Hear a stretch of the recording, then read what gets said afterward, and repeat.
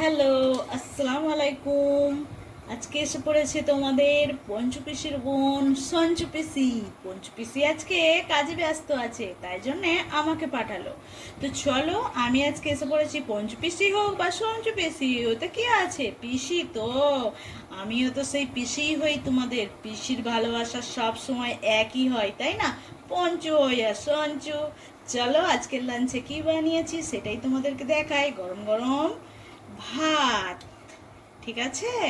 গরম গরম সুন্দর ঝরঝরে একটা ভাত আজকে বানানো হয়েছে। একদম ধোঁয়া উড়ছে, তোমরা দেখতে পাচ্ছ কিনা আমি জানি না, তবে একটা সুন্দর ভাত ঝরঝরে।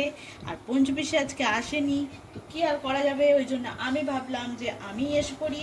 তার সাথে দেখো এসে গেছে একটা সিম্পল উচ্ছে ভাজা, যেটা উচ্ছে নয়, সরি, ঢেঁড়স ভাজা। হ্যাঁ, একটা সুন্দর সাদা সিম্পল ঢেঁড়স ভাজা, হালকা মশলা দিয়ে করেছি। আর আছে তার সাথে আমার একটুখানি এই যে উচ্ছে ভাজা, যেটা তেতো, গরমে খাওয়ার জন্য খুবই দরকার। গরমে তো কত রকমের চুলকুনি, র্যাশ, ঘামাচি কত কি বেরোচ্ছে দেখছো।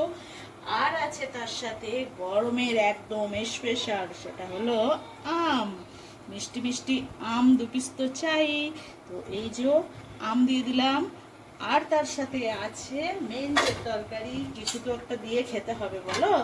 তো পঞ্চপিসি আসেনি বলে তোমরা যেন আবার দুঃখ করো না। কখনো কখনো তোমাদের এই সঞ্চু পিসিও আসবে গো, তো মন খারাপ করবে না, ঠিক আছে? তো এই যে এবারে আমি দিয়ে দিচ্ছি একটা গরম গরম, এই যে একটা গরম গরম মাছের ঝোল করেছি। ফার্স্টেই দিয়ে দিলাম তোমাদেরকে এই যে একটা লেজা।